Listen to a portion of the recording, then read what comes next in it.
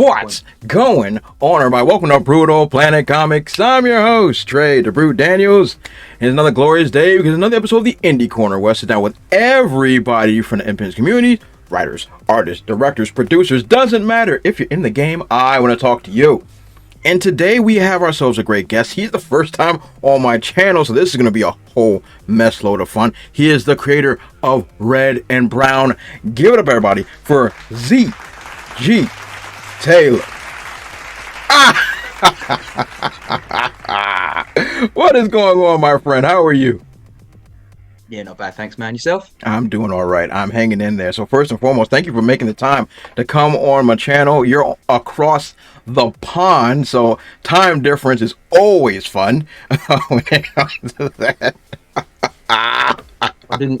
If it was possible to put a ring on a coffee cup, if it even had a finger to put a ring on, I'd be married to the bean juice at this point. I'd be married. I pronounce you coffee and man. Absolutely. I agree with that 110%. It looks so beautiful. Oh. So before we get into all the great stuff that you got cooking up with Red and Brown, let's talk about you a little bit, Zach. Who are you? Where'd you come from? How do we get here? So the Lord saw fit to persuade my mum to call me Zach. I was born in a little place called Dagenham. And for anyone that doesn't know, Dagenham is on the east. It's the East London and the Essex borderline. Like, you can literally put your foot into one postcode, zip code, and then one into the next. You can literally dance between the lines. It's Wow. like that fine on the edge. And I was there as a child, but now I live on a small place called Canvey Island. Once again, no one's ever going to hear of it. It's just outside of London, but it's like reclaimed marshland. They use the same technique to pump it out the same way that the Dutch pumped out New York. It's exactly the same system. So yeah, we are a small little island pumped out by the Dutch. Well, that's kind of cool. Yeah, that's a nice little island. That's nice. That's nice. Transport routes are bad, Oh. dude. Transport can be bad. Oh, I'm certain. So do you have, I know you have bridges, but do you have ferries as well to your island? No, we have no ferries. We have a small bridge because, well, the way the tide comes in and out, technically you've got marshland you can cross, but anybody that's ever been near a marsh knows you can't walk on a marsh. It's solid, but you can't walk. So we have a bridge, or we have a dual carriageway freeway that goes around the back, and any accidents, that's it. You're walking. Get ready. You're walking for 45 minutes. Get on your feet. You're walking. Yeah. That's oof. Okay. So you're on your precious island. How did you end up getting exposed to maybe the comic industry? Like, how'd you get your fandom going? So my gateway into comic books was actually Star Wars. Oh. And for reasons I can't explain, I think I might have been a kid and unconsciously I've seen images and panels to do with Dark Horse comics, and I've seen characters that I thought, well, that's really cool. And I was walking down the road one day and I've got no idea why, but I said to myself, I'm going to pop into my LCS, see if there's any Star Wars comics, see if they're still a thing anymore. And that was it. And then from there, I got into work by men like Garth Ennis, because I do have that dark sense of humour. So works like Punisher Max, Preacher, The Boys. We don't talk about Crossed. We don't talk about Crossed. There's a reason. I see. We don't talk about Crossed. But that's even I'm like, ooh.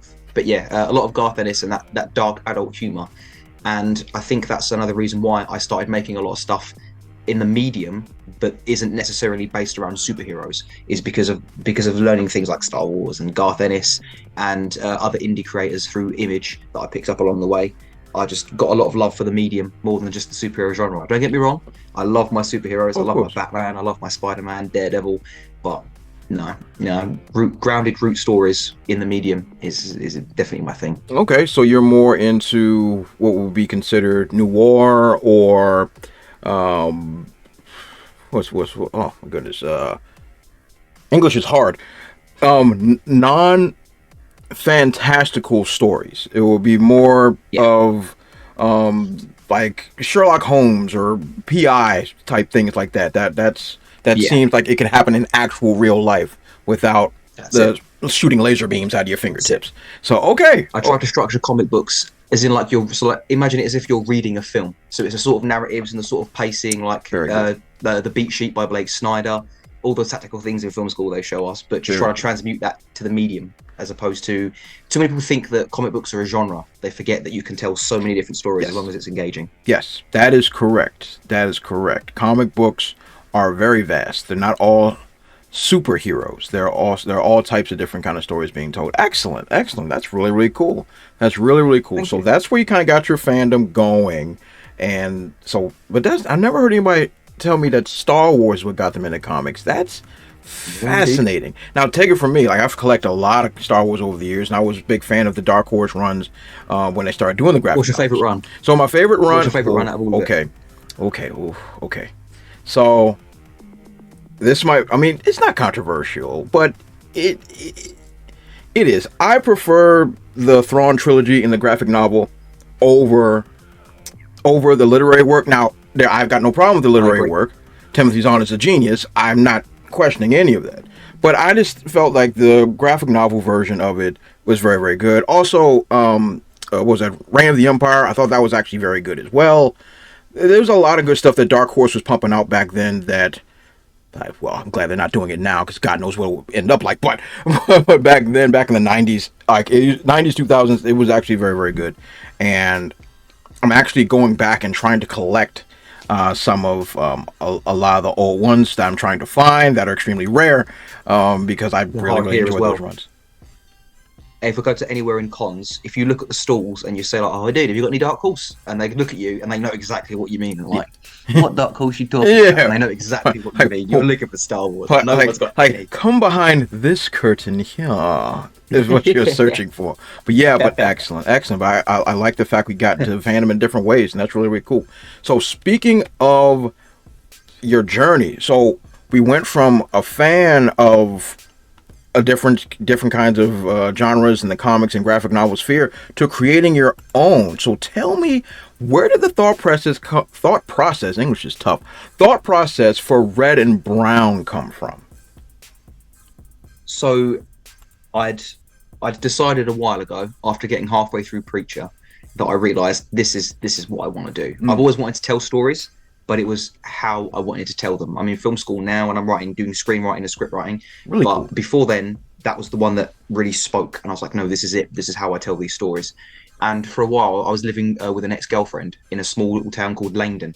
And once again, people in the States won't know this, but over here, it's not a nice area. Oh, okay. A lot of it is social housing. So I suppose for you guys, it's similar to projects. Yeah. And I was in the garden having a cigarette one night. And you hear, as you may know, I don't know, but you hear all kinds of conversations 24/7, things popping off. And I'm a big believer that you don't tell a story until you've got something to say, until there's an underlying meaning. And a lot of it is about finding a way to put that into words. Mm-hmm. And I heard a woman break down and scream and cry because her teenage daughter had overdosed on heroin. Oh, and that's when I was like, whoa, it's a horrible. You want to go, you don't know these people, so you can't go out and comfort them, but you just want to jump the fence and just hold on to them because it's a horrible thing to hear.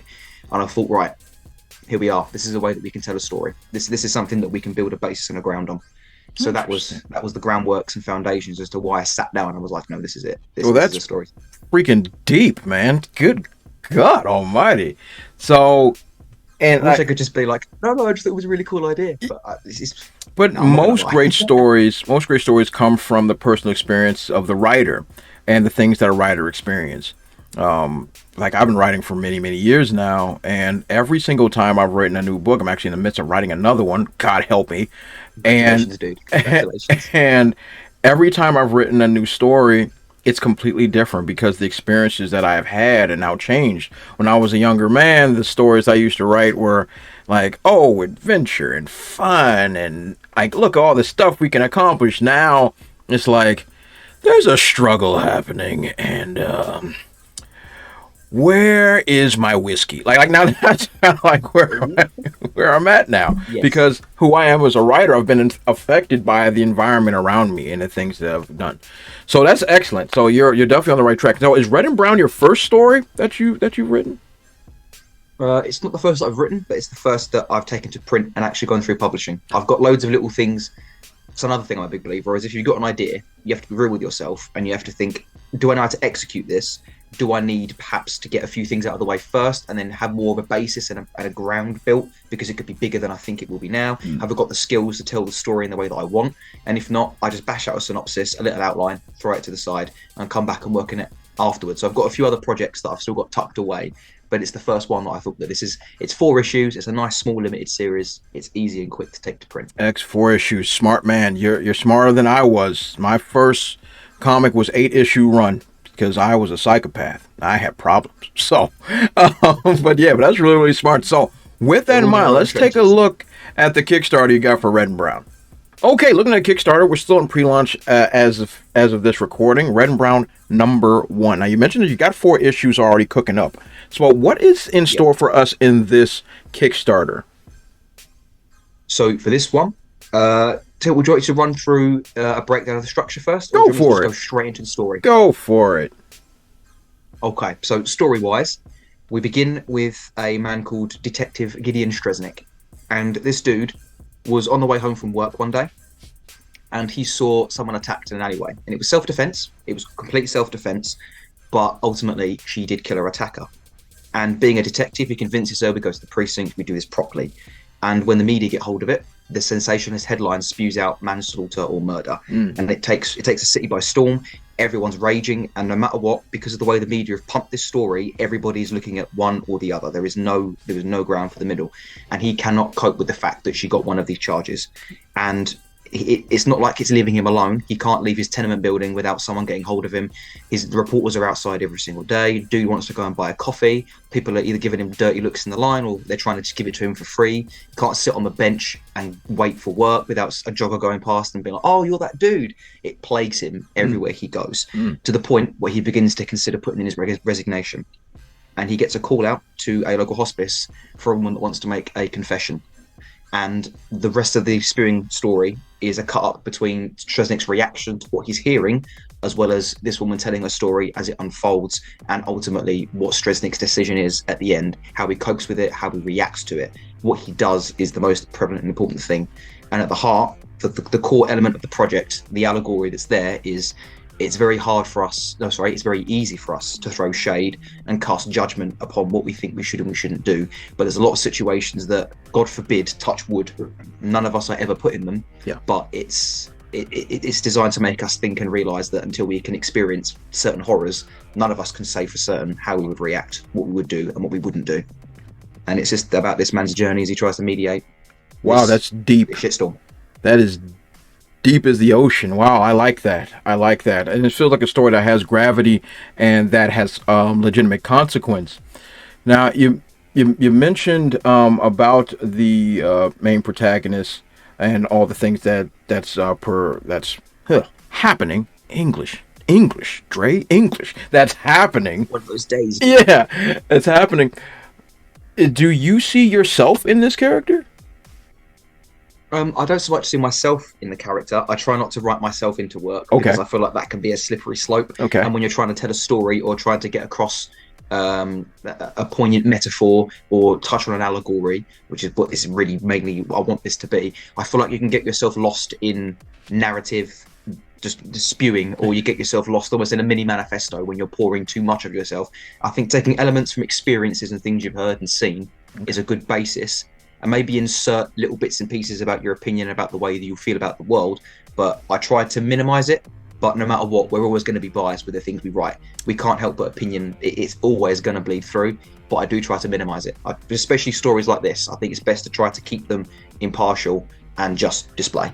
Display and allow people to see and see if they agree with what you've said. And that's a fine balance. That's hard. That's a tough line that you're on there. That's pretty deep. Oh, dude.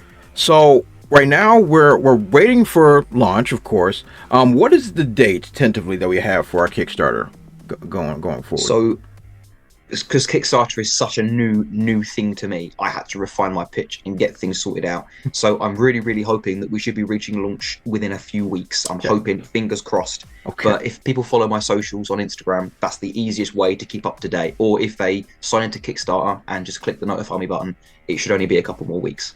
Sweet. That sounds freaking tremendous. So now here's my question I always ask on all my guests. How far are we taking this Red and Brown run? Now, you said you're dropping 4 issues over whatever amount of time. How long do you see this run going? Hopefully, it should all be done, wrapped in a year. I'd like for the month to fund, a month to distribute and print, and a month to begin again. And with only 4 issues, I feel like hopefully when the ball starts rolling and we get things going, I think a year is an easy time. I'm also another big believer that when it comes to work like this, I think it's best to have most of your scripts drafted, because at least that way, when you come to this point, even if it takes you a year, 2 years to do it, because we've all got work, we've all got life, we've all got jobs, we all try to strive for what we want, but the real world calls, and I feel like it's best to get it all done and ready and then throw it, because then you know that you can just keep plugging and plugging and plugging, and you've got your story finished and told. Yeah, that makes a lot of sense to me, man. That's tremendous. So, wow, oh wow, wow. So, Zach, this was really impressive, especially for your first print run. You look like you got a really deep, heavy tone story, which is rare for me to see on an initial run. So this is actually very, very impressive to see that you're going head first into the murky waters off the jump. So this should be really, really good, and I think it should be it's going to be unique. So this is going to be something that people definitely draw themselves to and potentially lose their minds over. So that's how we all saw In a good way. In a good way. No DSM-5 diagnoses because of this, please. I beg of you. So, Zach, any prescriptions? Yeah. So, outside of Kickstarter, where can folks find you on social media? So the best one will be Instagram. I can't deny it. It's the one that I'm trying to plug the utmost. So that will be Z_Z_G_Taylor. Okay, sweet deal. So everybody, definitely check out the Kickstarter. I will leave it in the description section below. And Zach, from the bottom of my cold dark heart, I want to thank you so much for coming onto the channel and sharing all this great stuff and this brand new project with me. Thank you for that. Honestly, thank you to you as well, bro. Like, without you and this platform here for me to be able to come and discuss this, I'd have nothing myself as well. So honestly, all the thanks go to you. I'm really grateful. You flatter me. Well, everybody, that there is Z.G. Taylor. Definitely follow him on his social medias. I'll leave that in the description section below, and definitely check out that Kickstarter. And who am I? I'm Dre the Brew Daniels. Follow me on my dope social media platforms and put them right on my face. They're not there yet, but they will be at TheBrute00 on Facebook, Twitter, Instagram, and if I feel like being silly, on TikTok. And of course, check out my comic Trouble, The Rhythm Within. The graphic novel is still available. That will also be linked in the description section below. And I am going to make the announcement now that Trouble, Rise of the Children is now officially in production as of today. So I am very, very excited, and we will be bringing that to you in 2025. So definitely you're not going to want to miss that when that drops for sure. But this has been Fan-Freaking-tastic, and you all have been wonderful. This has been the Indie Corner. I'll catch you all next time.